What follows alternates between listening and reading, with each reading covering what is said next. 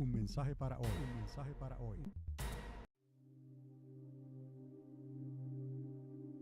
Pero esa vacuna, en realidad, a mí me causó tal enfermedad que nunca antes, hasta el día de hoy, yo me he sentido de esa manera por causa de una vacuna. Les digo, 25 personas murieron en ese entonces y más de 500 personas se enfermaron seriamente. Esto ocurrió en el 1976.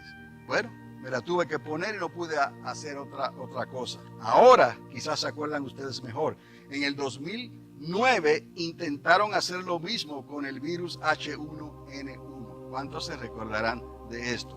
Otra variante del swine flu, de la vacuna que me pusieron a mí. Es que la palabra pandemia que les dije hace que cunda el pánico cuando ocurren estos brotes de influenza en algún rincón del planeta. Estas cosas están ocurriendo y no escuchamos de ellas hasta que no lo confirman y entonces comienzan a hablar de las posibilidades de una pandemia. En ese entonces, en el 2009, más de 200,000 personas murieron en toda la tierra a causa de este flu. Pero ¿cuál era la actitud de la sociedad en los días anteriores a la pandemia del 1918? Esa es lo que les quiero llevar, la actitud de la gente, ¿no? Que mató sin discernir a pobres y a ricos de todas las edades. Y es una actitud muy parecida a lo que estamos viviendo hoy en esta nación, en Europa y en otras naciones prósperas de la tierra. Les quiero llevar ahí para que entienda bien y usted pueda discernir y conectar los puntos, ¿no? Porque nos estamos preparando. Dios nos está llamando a una separación, pero quiero que usted entienda por qué Dios te está llamando a una separación. Porque ciertas cosas pueden pasar cuando la sociedad intenta de levantar torres de Babel, donde no les importa, ¿no?, lo que dice la palabra de Dios, no les importa el temor de Dios y comienzan a hacer cosas que prácticamente están retando a Dios con esto. No están acercándose en ningún momento, todo lo contrario, no están acercándose al primero ni al segundo mandamiento. Y entonces viene el caos, porque no hay temor de Dios. Y Dios entonces necesita permitir ciertas cosas para reorientar otra vez a la sociedad, por lo menos en el camino que debe de llevar, sin obligar a nadie. Hoy, esta actitud nos está dividiendo, vea usted, en las clases sociales. Nos está dividiendo entre ricos, entre la clase media y la clase pobre. Nos está dividiendo culturalmente entre latinos, blancos y negros. Es lo que está ocurriendo hoy. Algo no está bien. En otras palabras, algo está terriblemente mal. ¿Tendrá Dios que permitir ciertas cosas para llamarnos la atención? ¿Se da cuenta de esta comparación? Es la actitud de la nación, es la actitud de la sociedad contra Dios, la actitud contra el prójimo. ¿Me está entendiendo? La actitud contra Dios y la actitud contra el prójimo. ¿Qué es esto? El primero y el segundo mandamiento. No hay prioridad para con Dios y el amor de muchos se enfriaría entre el prójimo por haberse multiplicado la maldad. Y si el pueblo de Dios erra en discernir estas señales, hará lo mismo o peor, pudiéramos decir, que los israelitas hicieron en su Yom Kippur, que los israelitas, la decisión que ellos tomaron hace 2000 años atrás. Nosotros también, por eso Pablo lo dice, nosotros no somos mejor que ellos. De la manera que ellos fueron cortados y nosotros fuimos injertados, ¿no? Dicen en el libro de Romanos, ¿no? De la misma manera nosotros podemos ser quitados otra vez y ellos injertados en el tronco. Aunque el tronco pues le pertenece a ellos porque salió de ellos. La salvación viene de los judíos. Este es uno de los puntos de este mensaje, amados.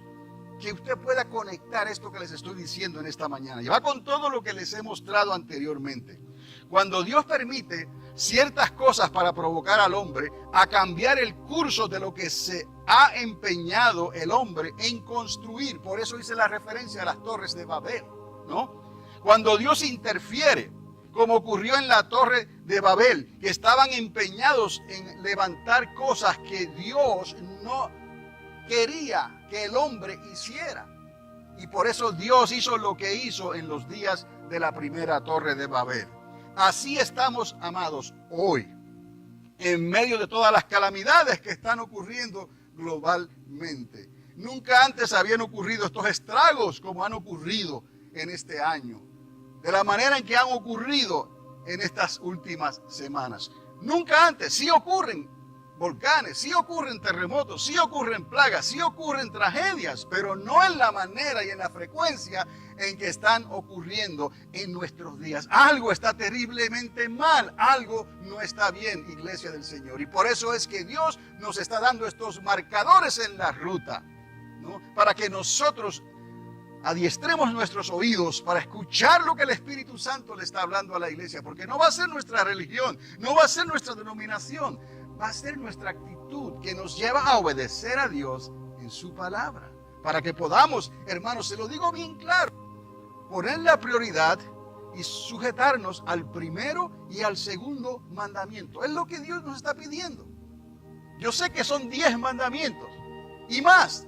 613 cuentan los judíos, ¿no? Y todo eso, ¿de qué les sirve si erran al blanco, si erran a la señal, si erran en obedecer lo que Dios les mandó hacer hace 2000 años atrás? De igual manera nosotros, 2 mandamientos, pero en esos 2 mandamientos, amados, se encierra todo. Ahí Dios lo resumió, para que a ti y a mí se nos haga más fácil servirle a Él.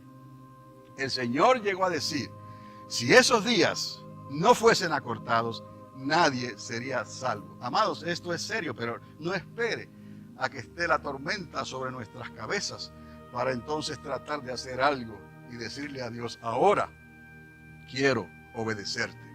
No que Dios esté haciendo todas estas cosas para maltratar al pueblo. Dios no maltrata a la gente. Estos son resultados, estos son consecuencias que tienen que ver tal vez con el calentamiento global, con todo lo que está pasando. Pero Dios tiene el poder para cambiar aún la tempestad. Dios tiene poder para hacer que los vientos le obedezcan. ¿Cómo sabemos esto? Porque ya Él lo hizo. Confíe en Dios. Entonces somos nosotros los que tenemos que alinearnos con Dios y dejarle el resultado al Señor. Si esos días no fuesen acortados, nadie sería salvo. En Mateo 24 está esta historia que les estoy diciendo. Serían principios de dolores. Tiempo para preparar nuestras lámparas con aceite. Aquí viene algo muy importante, ¿no? Que nuestro libre albedrío y nuestra obediencia tiene que ser lubricada con aceite, amados. Repito esto. Nuestro libre albedrío, que es nuestra decisión para escoger las prioridades, y nuestra obediencia hacia hacerle caso a Dios, eso, amados, esa maquinaria dentro de nosotros tiene que ser lubricada por el Espíritu Santo de Dios. Sin el Espíritu Santo de Dios no podremos servirle a Dios como Él espera de nosotros. Por eso Él envió al Espíritu Santo. Por eso Él nos ungió con el Espíritu Santo. Por eso Él nos dijo: y vosotros seréis llenos de Espíritu Santo. ¿Para qué? Para que podamos servirle con todo nuestro ser. ¿Acaso no dijo Él: busco adoradores que me sirvan en espíritu y en verdad? Amados, esa palabra que se asiente en tu corazón, que se asiente en tu espíritu, en tu alma, para que la puedas poner por práctica, para que te puedas agarrar de ella en estos tiempos y no esperar ninguno de nosotros a que las cosas se compliquen para entonces abrir la palabra de Dios otra vez y tratar de interpretarla. Le digo que entonces será demasiado tarde. Y cuando hablamos del aceite, cuando hablamos de la necesidad nuestra que sea lubricada nuestra vida con el aceite del Espíritu Santo, usted, nada más y yo nos podemos dar cuenta del problema que ha traído la falta de combustible a los afectados en la isla. Qué tremendo, ¿verdad? Que todo se ha parado porque no tienen combustible para llegar a los lugares donde más se necesita. Ahora, parte del problema de hoy, esto tiene un nombre que quizás usted nunca haya escuchado. Yo no me acuerdo haber escuchado este nombre o esta definición en mucho tiempo. Y si acaso lo que escuché fue un nombre relacionado a esa definición. Es todo. escuche, mire, tiene un nombre tal y como lo tuvo en los días anteriores al Spanish Flu, hace unos 100 años atrás. Le digo que es un método o es un comportamiento, esto que se ha llamado así como les voy a decir.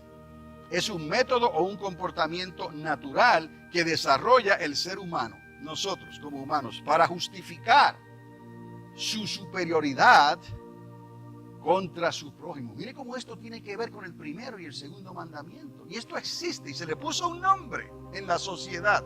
Y es un marcador en el camino. Y lo vimos antes del Spanish Flu. Se puede comprobar que este comportamiento existía, ¿no?, en los días del Spanish Flu y antes y en otros tiempos donde catástrofes vinieron sobre la tierra. Este comportamiento, y es todo lo contrario a lo que nos recuerda y nos exhorta el segundo mandamiento: amarás a tu prójimo como a ti mismo. A esto se le llama el eugenismo. Mire qué palabra, eugenismo. Y yo pensaba, hay de los que se llaman Eugenio. Yo no había hecho la conexión, pero si alguien se llama Eugenio, es posible que este Eugenio esté relacionado al eugenismo. Un mensaje para hoy. Un mensaje para hoy.